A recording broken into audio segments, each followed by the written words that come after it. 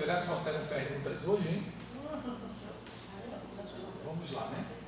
Então, a passada, nós tivemos a definição do termo, a origem dos diáconos, os deveres deste ofício. E hoje nós vamos iniciar com uma síntese das atribuições desse ministério tão importante, tão relevante e tão necessário para a igreja nos dias atuais, certo? Então, você que está com a sua apostila aberta, nos acompanhe.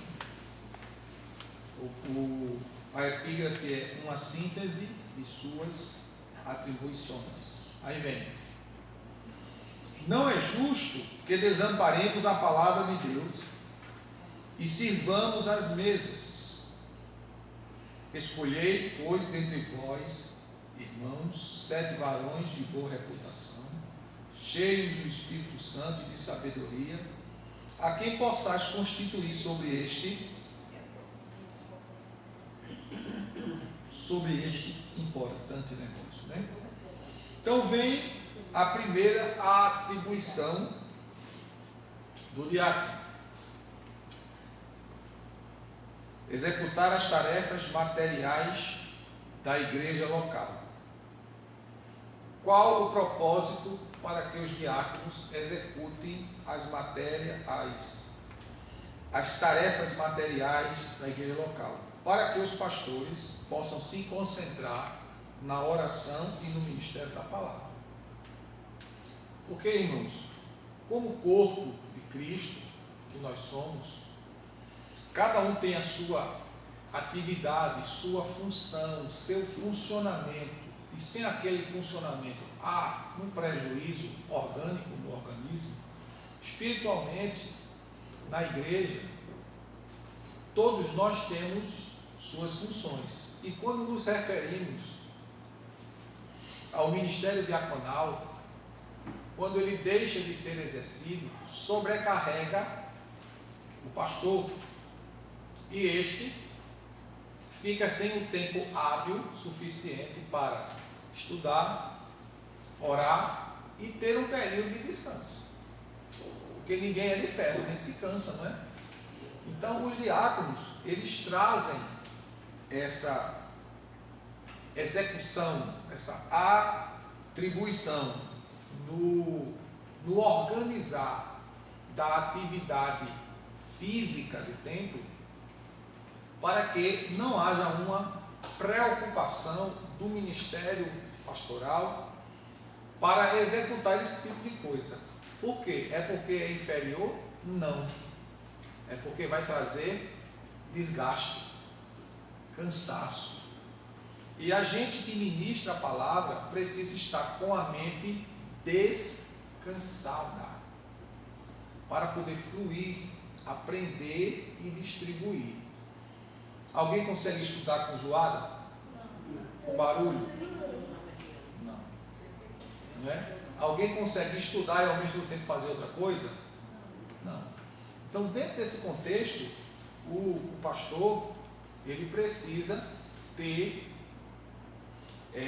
uma mente tranquila com relação às outras atividades da igreja, para que ele tenha a capacidade de se concentrar em orar, em jejuar, em estudar, para trazer aquilo que Deus quer para a igreja. Porque a cobrança de Deus para com a igreja não vem para a igreja, vem diretamente para o pastor. Eu vou citar aqui um exemplo. Nós, hoje, na atualidade, existem vários regimes, né? Vários regimes administrativos diversificados. Há igrejas que o sistema ele é episcopal, é o poder centralizado. Há outros que é o conselho do presbitério, e há outros que é um regime democrático. E a gente entende que isso foi se modificando com o passar dos séculos, com o surgimento da igreja, em decorrência de muitos fatos que ocorreram no próprio seio da igreja. Mas, biblicamente, o governo da igreja é teocrático, centralizado na pessoa de Deus. É Deus que governa a igreja. Agora, Deus governa a igreja através de um homem. Este é o pastor. Como você entende isso? Você entende isso pelas cartas escritas à igreja da Ásia. Deus não se dirige à igreja, Deus se dirige ao anjo da igreja. Por quê? Porque cabe ao anjo receber e executar. Se ele não executar, a cobrança não vem para a igreja, vem para ele. Você está entendendo? Deus vai cobrar dele, porque ele é o mordomo mor, ele é o servo maior. É ele que tem que servir a massa. E quando fala servir, é pegar o pão espiritual e trazer à igreja. A Bíblia chama o anjo, o pastor, de dispenseiro, ou seja, aquele que tira a comida da despensa, faz a comida e dá. Como isso aqui que está pronto na sua mão. Isso foi o quê? Estudo, pesquisa, escrever, depois, e ainda a gente erra. Não é? A gente erra porque às vezes a gente escreve uma coisa, na hora que está pesquisando entende de um jeito, quando está pronto que você vai ler, oxe, isso aqui está errado. Por quê? Aí as fontes, não é? Que você tem que ler, tem que pesquisar, ver, avaliar se aquilo que você está lendo bate de fato com aquilo que a Bíblia está ensinando. Lembre-se que aqui, ó, é a fonte de tudo. A Bíblia é a fonte de tudo. A gente pode ter N livros. Todos os livros saíram desse livro. Entendeu? Um escritor, escreve sobre escatologia, outro escreve sobre eclesiologia, outro escreve sobre pneumatologia, outro escreve sobre armatiologia. Tudo aqui, tudo saiu daqui. Vários livros, vários escritores, mas tudo saiu daqui, do livro matriz, do livro chave, que é a palavra de Deus. Então, a necessidade da execução do serviço material é, primeiro, não deixar a mente do pastor sobrecarregada. Como diz o texto de Atos, que nós acabamos de ler. Vamos repetir o texto de Atos 6.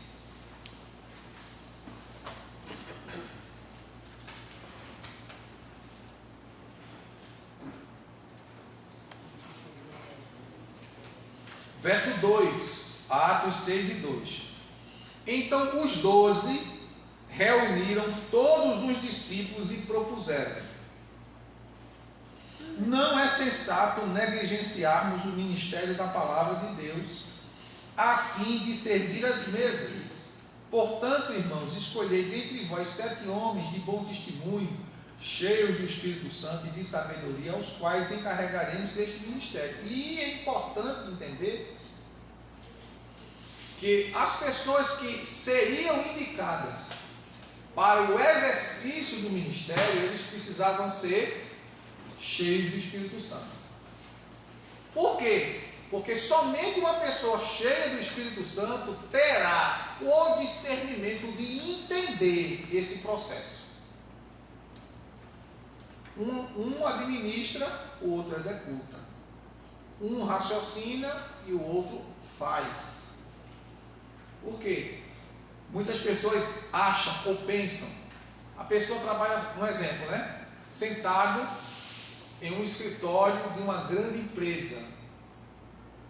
Enquanto que o outro, que o funcionário que está executando a ordem que vem lá do escritório, diz assim: Um está lá em cima, sentado, sem fazer nada, e eu estou aqui fazendo tudo. Ou não pensam assim? Sim ou não? Mas só que para que o serviço ande, tem que alguém primeiro programar o que vai ser feito. É a mesma coisa quando o Tiago chega na obra. Tiago chegou, ele é o mestre de obra. Tem 10 ajudantes. Um exemplo, né? Tem 10 ajudantes. Mas a obra só anda se a cabeça fizer o planejamento. Fulano, um exemplo, né? Flávio, tu é responsável para comprar o material. Aí chega para Douglas, tu é responsável por conferir o material quando chegar. Aí chega Alexandre, tu és o responsável para fazer a massa quando chegar e colocar na bandeja para os auxiliares do pedreiro começar a fazer o chapiço da parede ou levantar a parede. Eu estou fazendo aqui uma analogia para vocês entenderem, porque se uma pessoa só fizer tudo, no final do dia não vai o quê? Render. Não vai render. Porque um ficou sobrecarregado. Então um usa a cabeça, pensa, analisa, planeja. E os demais executam. Só que trazendo isso para o reino espiritual, a execução do serviço da igreja, de fato, irmãos, somente uma pessoa cheia do Espírito Santo para fazer. Por quê, pastor? Porque se não for cheio do Espírito Santo, vai surgir a murmuração, a reclamação. Daí vai partir para a blasfêmia. Pastor, quando é que o ofício do diaconato é abusivo? Vou chegar lá. Vou chegar lá. Lá. Foi da semana passada, né? Quando terminar, a gente entra. Não é? Então, o que é que acontece? Quando nós deixamos de ver as coisas dentro da visão espiritual e passamos a ver dentro da visão humana, simplesmente humana, o trabalho não vai render, não vai dar certo, o diácono não vai conseguir exercer o trabalho da igreja dentro de uma espiritualidade. Pelo contrário, ele vai gerar um trabalho carnal e vai contribuir para a divisão da igreja. Aí entra a pergunta que Cecinha fez: o abuso do ofício do diácono. Porque ele vai começar a se sentir insatisfeito por executar aquilo que ele foi designado.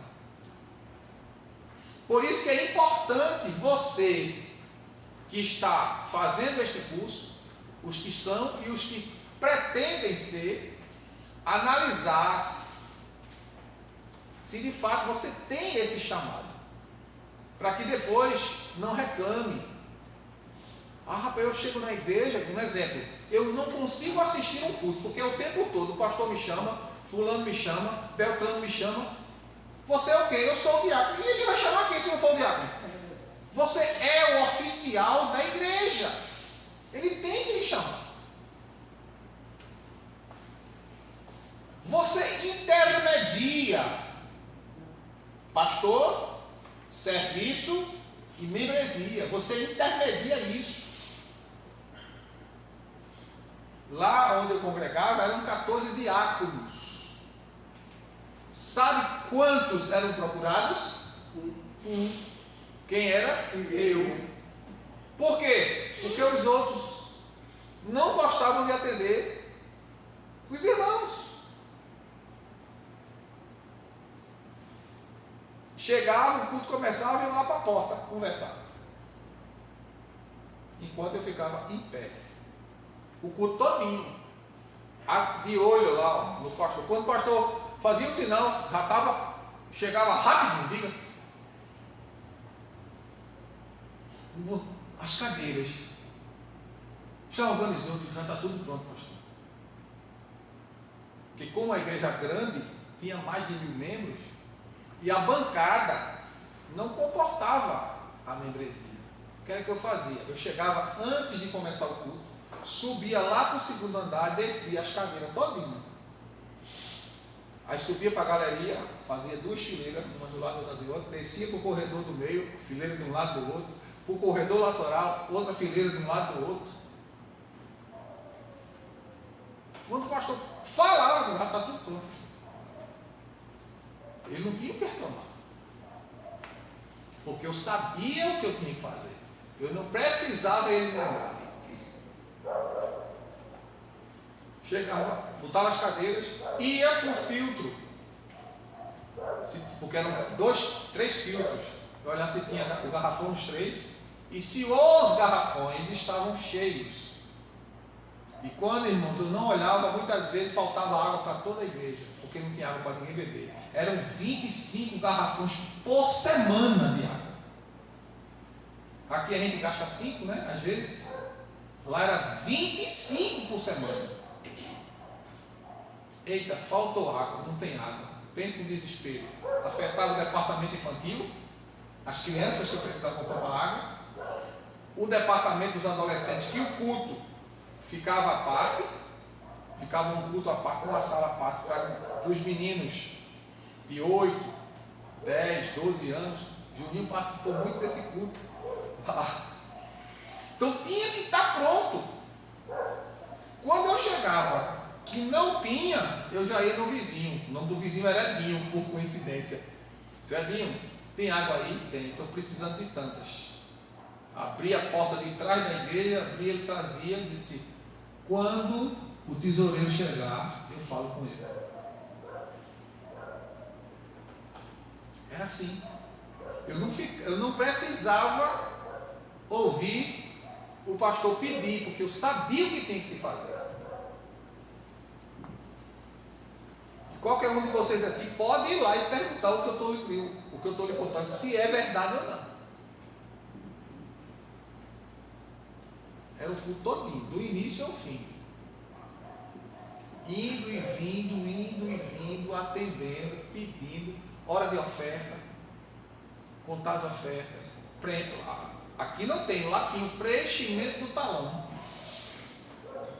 O dia, o nome do culto, né? Qual era o culto, se era um culto da família, se era um culto de missões, se era um aniversário de algum órgão da igreja, especificava a data, botava o valor e assinava. 2 pessoas assinavam. Destacava uma guia, ia para dentro da sacolinha que a gente fazia para guardar o dinheiro, grampeado. E a outra guia ficava no talão. Tudo isso era feito. Não é? Muitas vezes, irmãos, a gente vem para a igreja, vem para o templo e não se preocupa em chegar e preparar o ambiente para quem vai vir. Então compete aos diáconos serem os primeiros a chegarem na igreja. Os primeiros. Por quê? Ver se as cadeiras estão organizadas, ver se está faltando alguma coisa, ver se vai faltar, já adiantar tudo isso, preparar o ambiente para o povo que vai chegar. Por quê, pastor? Porque você é um oficial da igreja. Você não é qualquer um, você não é um membro comum da igreja, você é um oficial. Mas existem diáconos que chegam depois do culto ou em cima da hora de começar o culto.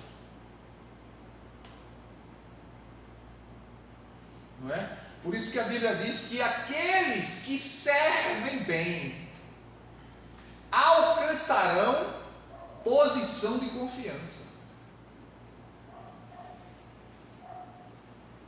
Legitima o seu ministério.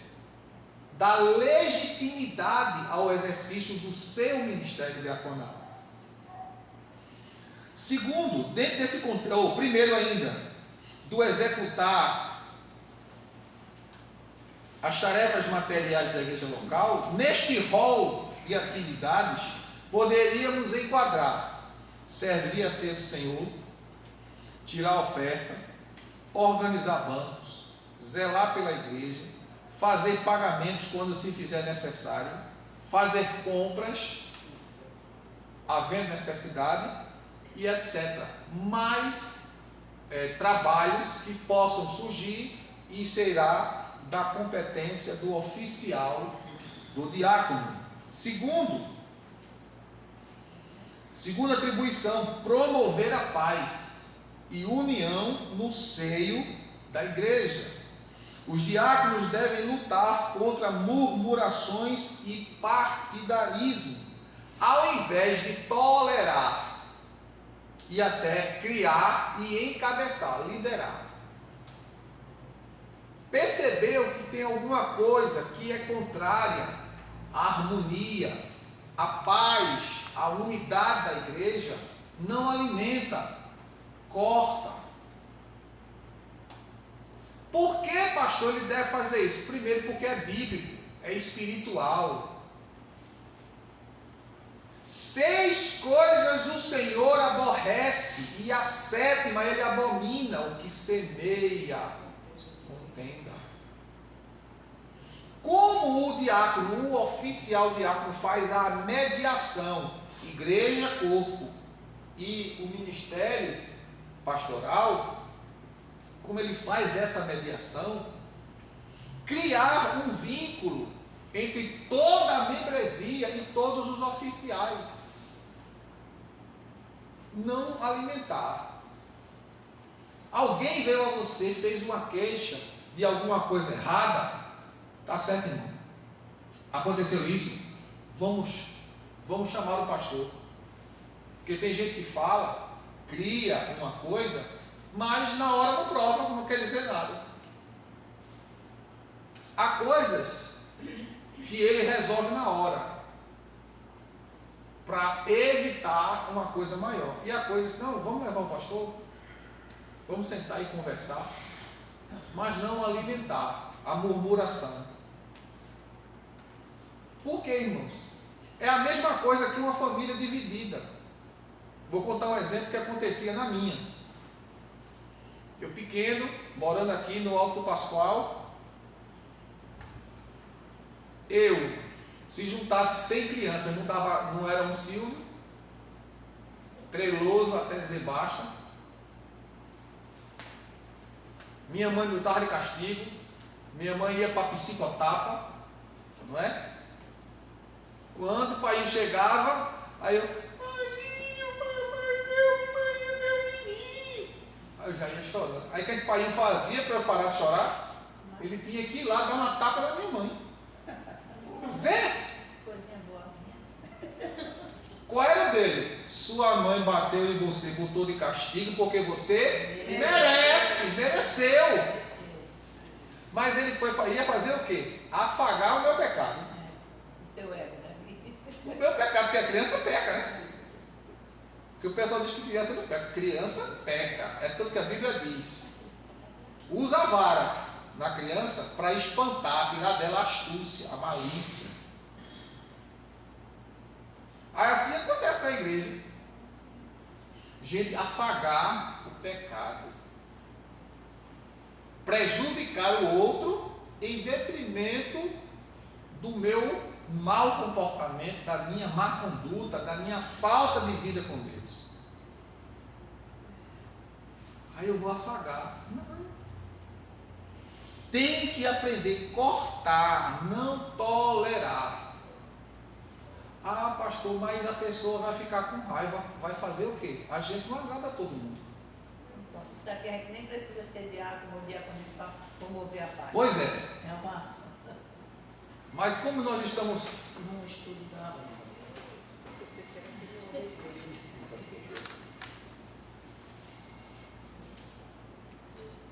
Alguém mais está com o celular no cessado, silencia aí, em nome de Jesus. Então, irmão, segundo ponto, né? O diácono deve buscar sabedoria divina para não levar todo tipo de problema para quem? Sendo sempre uma voz amiga a quem precisar. Terceira atribuição: promover o bem-estar dos crentes. Aquilo que eu falei há minutos atrás. Os diáconos devem tratar das necessidades materiais das viúvas na igreja, fazendo uma triagem e encaminhando a igreja para que a igreja decida quem receberá e como receberá. Porque, irmãos, existem pessoas que não precisam e ficam tirando a oportunidade de quem precisa. Então é importante fazer essa triagem, não é? Quem realmente está precisando, vamos ajudar, socorrer, abençoar, porque é para isso que a igreja atua. No lado espiritual, o material é importante, porque ninguém serve a Deus sem servir o seu próximo. E a necessidade do seu próximo precisa ser assistida. E dentro dessa assistência, não é só assistência espiritual, mas um socorro material. Lembrando que conforme Paulo ensina na primeira carta a Timóteo, no capítulo 5, é da competência da família cuidar dos seus necessitados. Agora, quando este não tem, aí Paulo diz, ajuda as viúvas que verdadeiramente são viúvas. Ajudar verdadeiramente quem de fato está precisando. Aí ele diz, para que não sobrecarregue a igreja. Porque afinal de contas, mesmo você sendo diácono, você tem uma vida. Você tem uma família. E você precisa também aprender a se cuidar, cuidando dos outros, e não trazendo para a sua vida uma sobrecarga. Veja o que Paulo diz aos Gálatas. Abra aí na carta de Paulo aos Gálatas.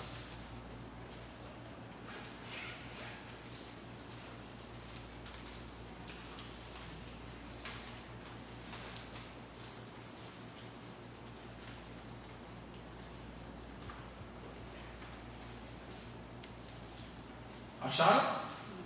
Carta aos Gálatas, capítulo 6.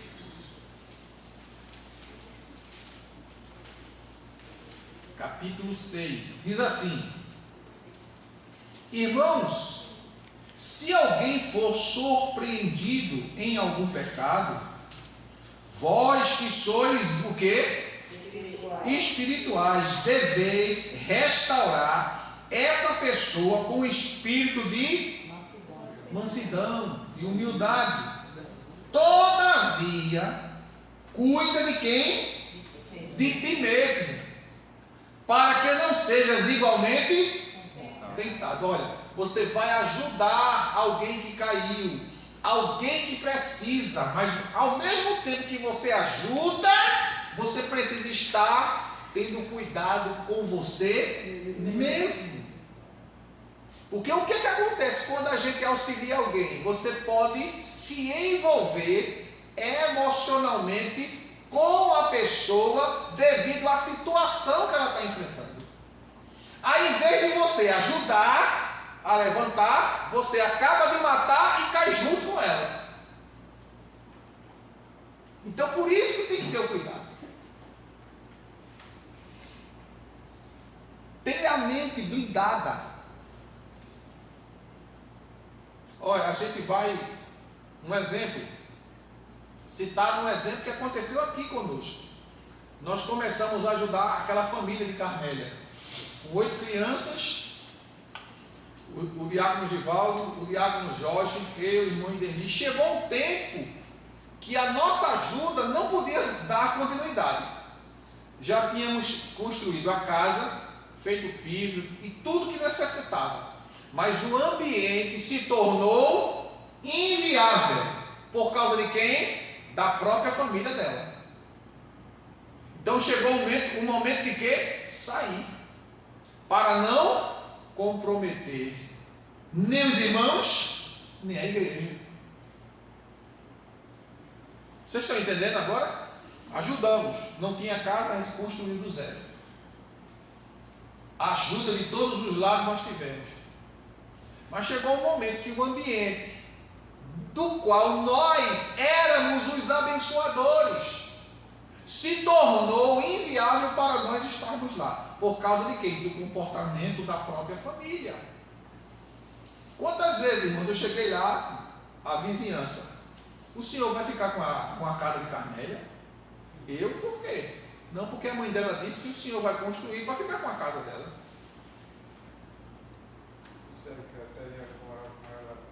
Pois é. Se eu ia morar. Entendeu?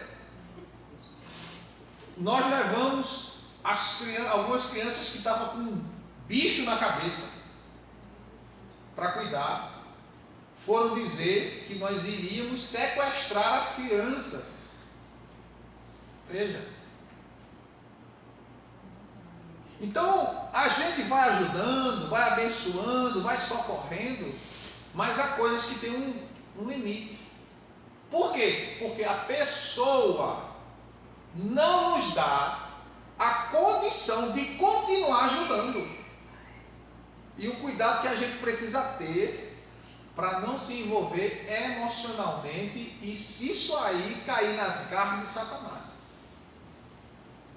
Porque o diabo usa muitas vezes uma situação, você está abençoando, mas Satanás usa aquela situação para reverter contra você. Como teve um caso lá em São Paulo, de um morador de rua. Uma família crente, temente a Deus, ajudando ele, mas deixando ele lá. A mulher chegou para o marido e disse: meu filho, vamos amparar esse homem. Ele já tinha 40 e poucos anos de idade, já não é muito jovem, dificilmente vai conseguir emprego. Nós dois, graças a Deus, trabalhamos, temos uma vida boa. Colocou ele dentro de casa. Ele foi e matou a filha do casal. Você está entendendo? A atitude da irmã do casal foi o quê? Uma atitude nobre, louvável. Mas aí é que está. Às vezes você está ajudando uma pessoa que você não conhece o coração dela. Você vai fazer, vai fazer, vai fazer, vai fazer, e no final você não presta. É como um petista. Você dá a ele, acha que você tem a obrigação de sustentar ele o resto da vida. Não tem como fugir. Isso é uma realidade. Por isso que a gente faz, mas como diz a Escritura, olhando também por ti mesmo. Porque afinal de contas, você também é uma vida. Você também tem uma vida. Você entende a responsabilidade como é alta, irmão? Aí ele diz, verso 2 do capítulo 6. Levai o quê? Pesadas de quem? Uns dos outros. E assim estareis cumprindo a lei de Cristo.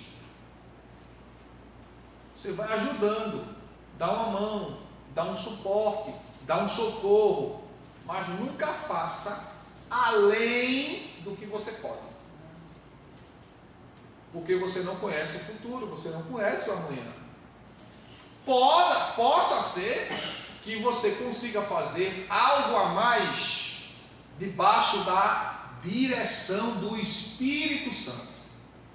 O Espírito Santo te diz: faça. Se é o Espírito Santo, faça, meu filho. O Espírito Santo está mandando, ele garante, porque é ele que está falando. Lembra de Paulo, quando se converte e chega na casa, e Deus diz a Ananias: vai lá. Ele diz: eu, Senhor? Aquele homem mata crentes. Ananias, eu estou te mandando. Aquele homem é vaso escolhido, ele vai saber o que é sofrer pelo meu evangelho. Aí Ananias foi. Por quê? O Espírito Santo mandou.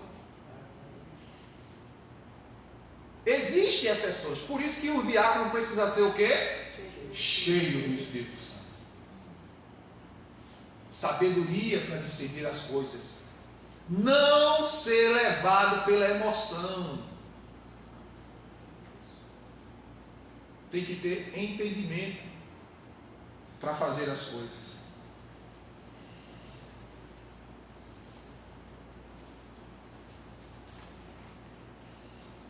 Quatro,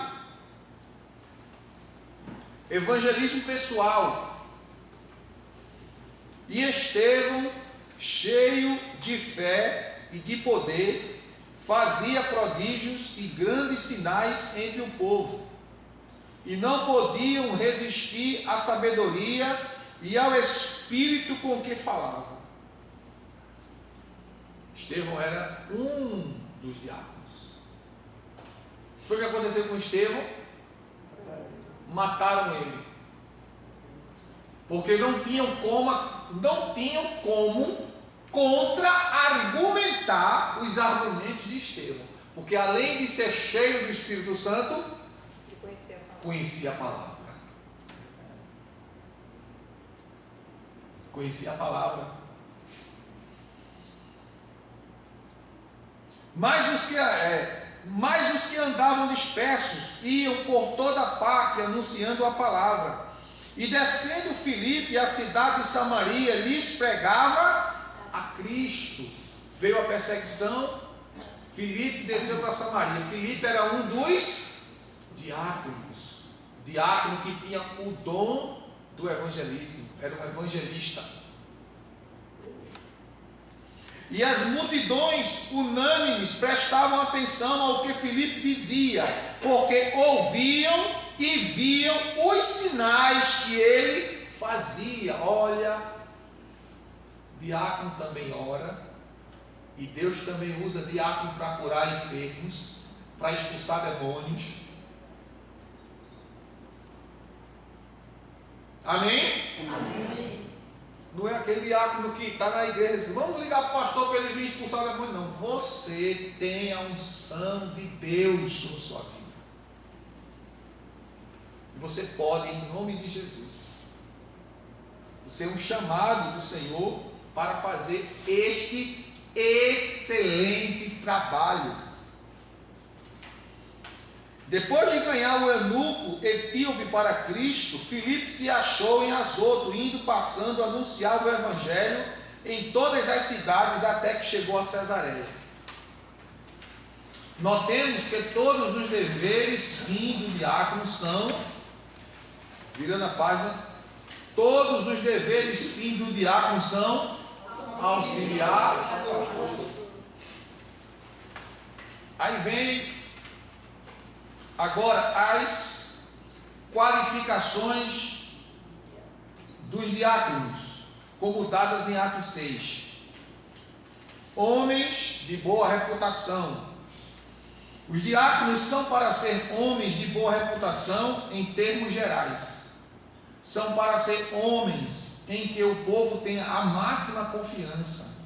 Sem dúvida, o primeiro que tudo seriam homens que são escrupulosamente honestos. Homens que possam ser acreditados, que tenham crédito diante da igreja, que é a igreja que está vendo. Lembre-se que quem escolheu os diáconos foi a igreja. Foi levado aos apóstolos, e os apóstolos, no exame, disse, está certo, esses estão aprovados. Mas foi a igreja observando, que selecionou os diáconos.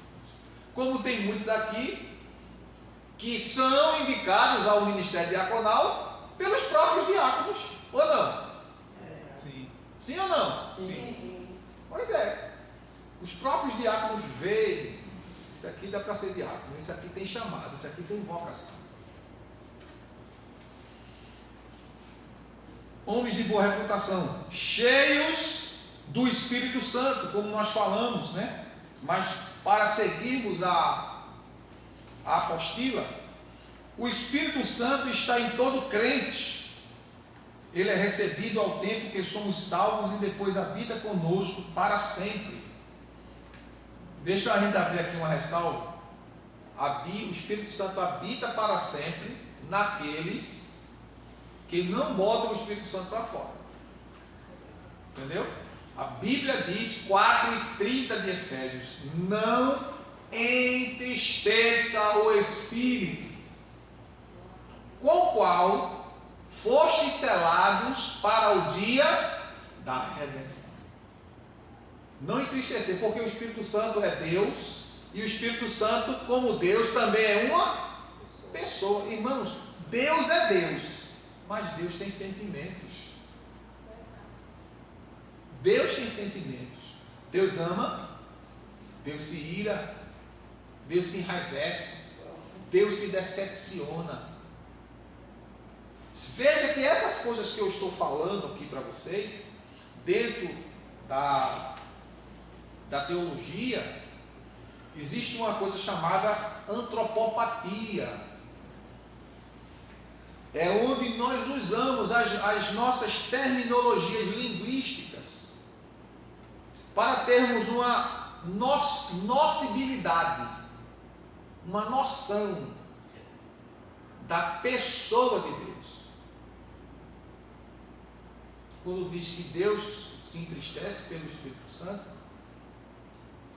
é quando você não honra, não valoriza a presença do Espírito Santo em você, porque você é propriedade de Deus.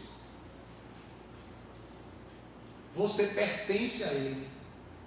E você, como dele, você deve aonde você estiver, sozinho, no lugar que ninguém lhe conhece. É lá, irmãos, que estão os olhos de Deus sobre você. Ninguém te conhece, mas tem duas pessoas no universo que te veem naquele momento: Deus e Satanás e seus demônios. Está lá te observando. Não pense que o capiroto não está, não, ele está lá. Ele não entra em você, mas ele está lá lhe observando. Eu fui expulsar um demônio de uma vez de uma pessoa, e quando fomos expulsar o demônio, tinha um rapaz comigo, né? E dias antes ele tinha cometido um delito,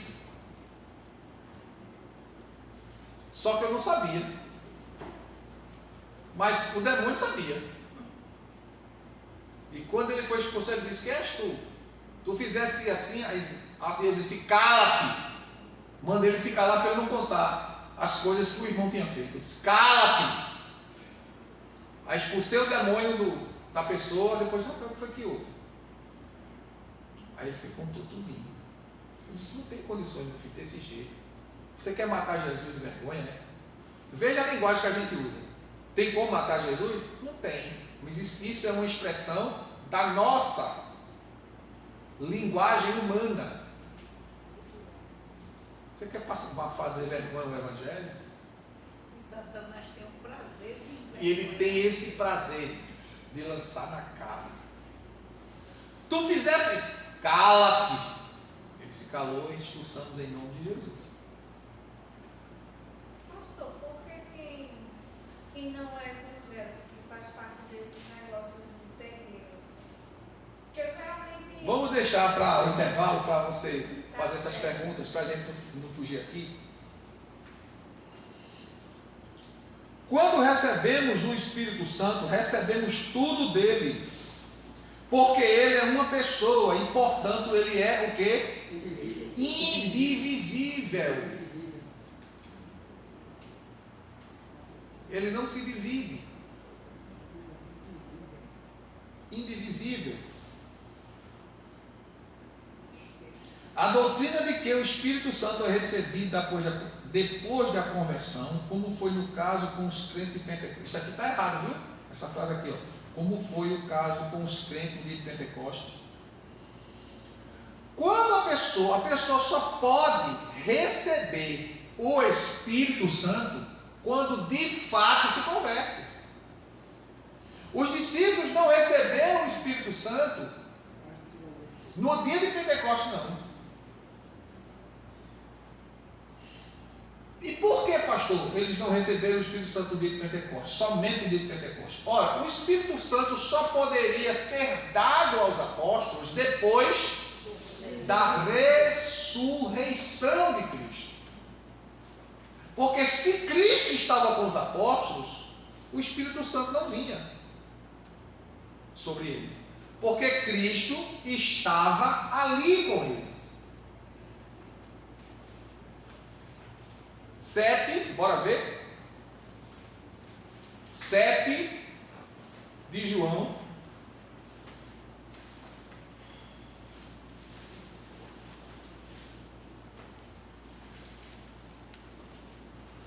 Verso 37 a 39.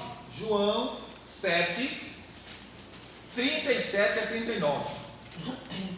No último dia, o mais solene dia da festa, Jesus colocou-se em pé e clamou em alta voz: se alguém tem, deixai-o vir a mim para que beba.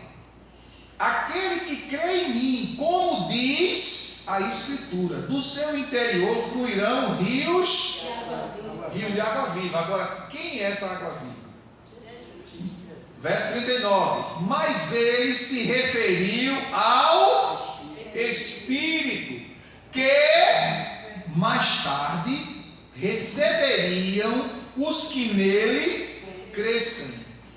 Pois o Espírito Santo até aquele momento não fora dado, porque Jesus não havia sido glorificado. Então os discípulos estavam com Jesus, mas eles não tinham o Espírito Santo, irmãos, porque Jesus estava com eles. É tanto que ele diz: eu vou para o Pai e virei novamente, porque eu vou e não vos deixarei órfãos, mas enviarei o Consolador. Aí ele diz: se eu não for, ele não vem. Ele não vem. Então o Espírito Santo, ele veio habitar no ser humano a partir do momento que ele se converte. Vamos ver carta aos Efésios. Carta de Paulo aos Efésios, capítulo 1.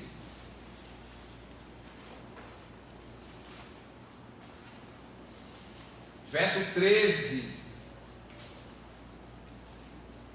Diz assim: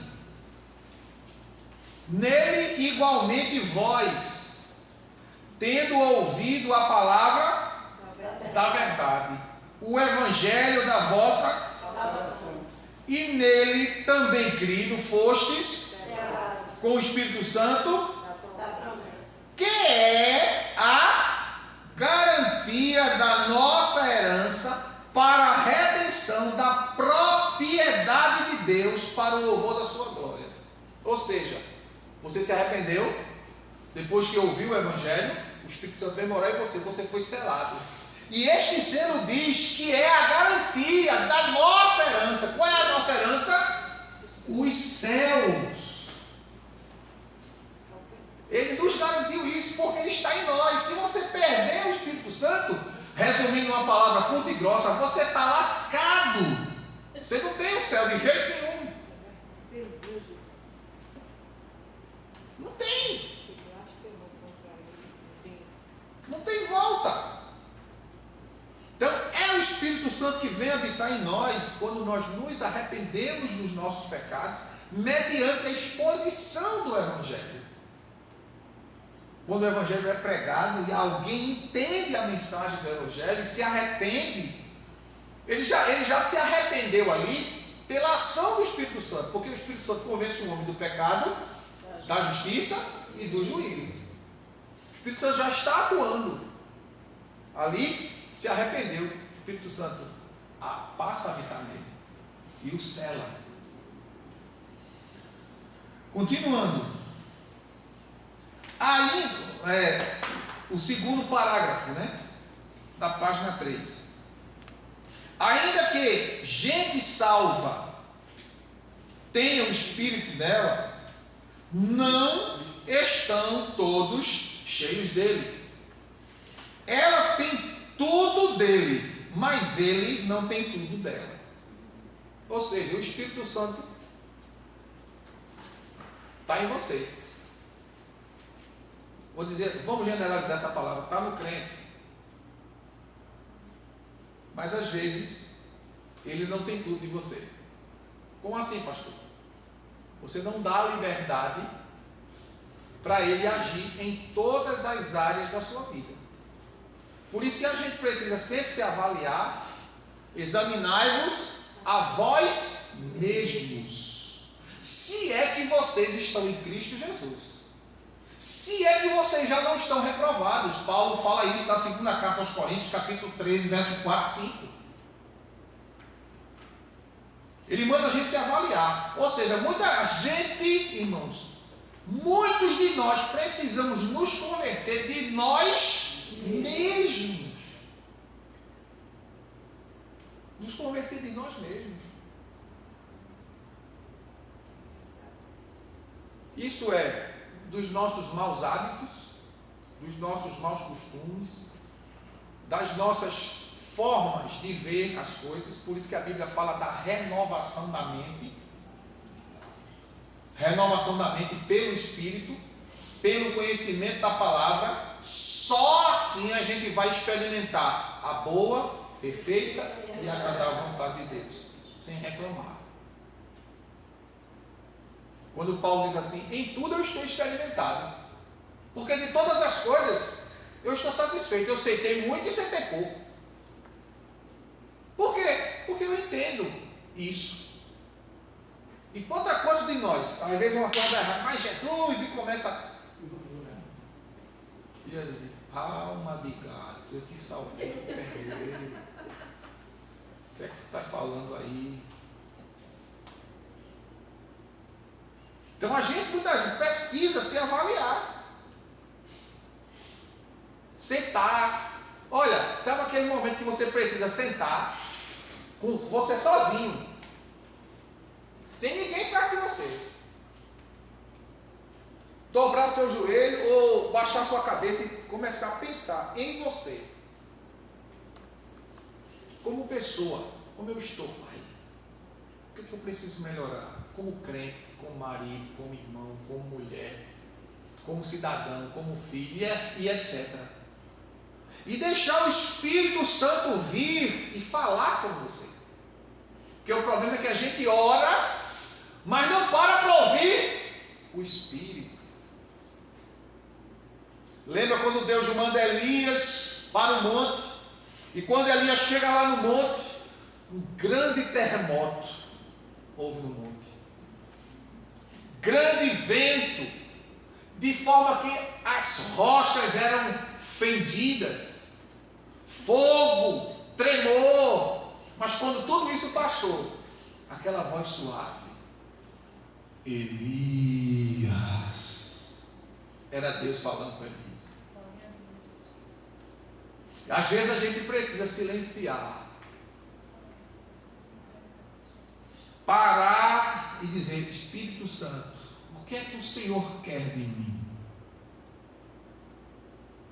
E eu estou falando aqui, não é emoção, falando razão. Espírito Santo falar na razão. Porque o Espírito Santo fala. Comigo, pelo menos, ele fala todo dia. Todo momento. Até quando eu estou orando. Eu estou orando por uma coisa, o Espírito Santo. Sim, Senhor. Vocês já viram muito isso aqui, ou não? Sim ou não? Sim. Eu estou orando pela pessoa, o Espírito Santo. Isso. Jesus, isso aqui, isso. Há meses atrás eu estava aqui pregando e tinha um irmão aí assistindo o culto. Aí o Espírito Santo falou dele para mim. Eu disse, Jesus, ali está tão difícil, Jesus. A casca ali está grossa, está que nem couro de jacaré, para entrar só com 0,50. E eu olhei lá. Não é? Aí hoje ele liga para mim.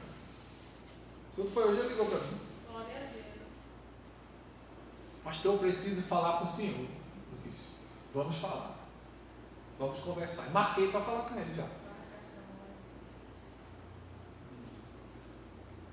Mas eu já tinha ido, eu já tinha tentado.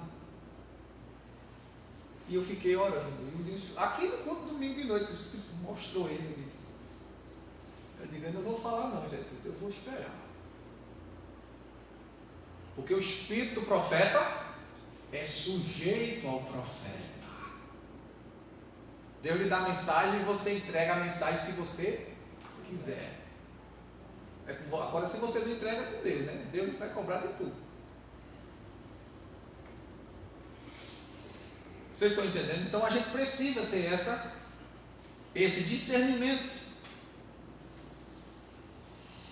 A necessidade não é que ela deve buscar o Espírito, mas que ela deve render-se ao Espírito que já habita nela, de maneira que ele a achará, a encherá, a palavra certa é encherá, com sua presença e poder.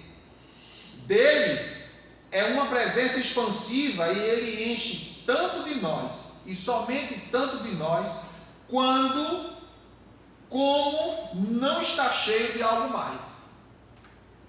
Ou seja, o Espírito Santo só pode nos dar toda a sua plenitude quando a gente se esvaziar completamente de nós mesmos. Como Paulo diz, não vivo, mas Cristo vive em mim. Se é para o Espírito encher-nos, devemos esvaziar-nos do eu e do mundo. É somente de homens que fizeram completa rendição ao Espírito que devemos fazer deles diáconos. Homens que se esvaziam de si mesmo para que a chamada, a unção do Espírito use a vida deste oficial nobre da casa de Deus para abençoar o povo e o reino de Deus. Os diáconos são para ser homens de discernimento e perícia. A sabedoria aqui mencionada não é sabedoria humana, mas aquela que vem de cima.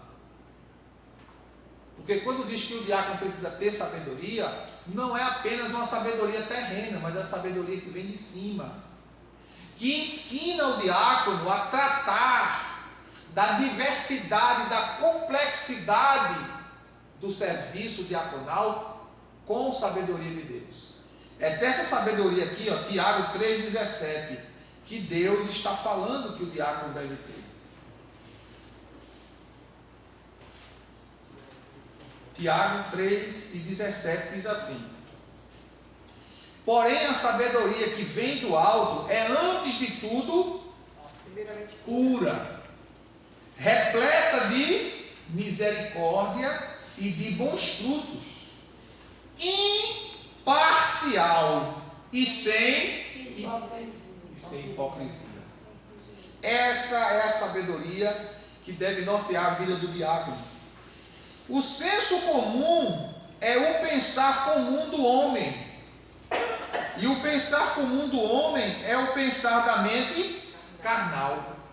E a mente carnal é inimiga contra Deus. Logo, alguém podia, do mesmo modo, falar sobre inimizade santificada contra Deus, como falar de senso comum santificado. Não tem como. Inimizade santificada, existe isso? Não existe. Inimizade santificada, não tem isso. A estima de Deus pelo senso humano achar-se-á em Tiago 3,15. Vamos ver Tiago 3,15? A estima de Deus pelo senso humano. O que Deus vê no senso humano? Porquanto, olha, vamos começar no verso 14. No entanto, se abrigais em vosso coração o quê? inveja, amargura, ambição egoísta. Não vos orgulheis disso, nem procureis negar a verdade. Porquanto esse tipo de sabedoria não vem dos céus, não vem do alto, mas é terrena, não é celestial, mas demoníaca, diabólica. É o que a Escritura está dizendo, não tem como a gente fugir. Muito dano resulta de se experimentar, levar avante os negócios de Deus segundo a maneira dos negócios seculares. Aquilo que eu tenho dito, não se trata as coisas de Deus como se tratasse qualquer outra coisa lá fora. Você está fazendo este curso, e dentro desse contexto, irmãos, você precisa se avaliar se os pretendentes de fato querem o ser para ser conforme estão aprendendo, e os que já são, se estão em déficit, você dará conta a Deus. 48:10 de Jeremias: maldito o homem que faz a obra do Senhor relaxadamente, de qualquer maneira, de qualquer modo, de todo jeito.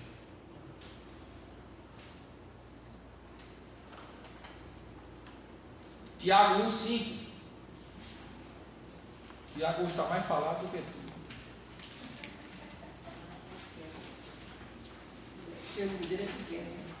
Se algum de vós tem falta de sabedoria, peça a Deus, que a todos concede liberalmente com grande alegria. Então, não tem sabedoria porque não quer, só é pedir. E pede e não recebe porque não sabe pedir. Pedir mal. Não peça para aparecer, peça para glorificar a Deus. Sabedoria para glorificar a Deus. Muito dano resulta de se experimentar levar avante os negócios de Deus segundo a maneira dos negócios seculares. Fala como conseguir a sabedoria. Tiago 1:5 fala como conseguir a sabedoria necessária a um diácono. Amém? Amém? Então hoje nós vamos até aqui, e no próximo sábado, se Jesus não voltar e eu estiver vivo, nós concluiremos o nosso curso no próximo sábado. Amém, amados? Que Deus nos abençoe em nome de Jesus Cristo. Agora a gente tem a oportunidade de responder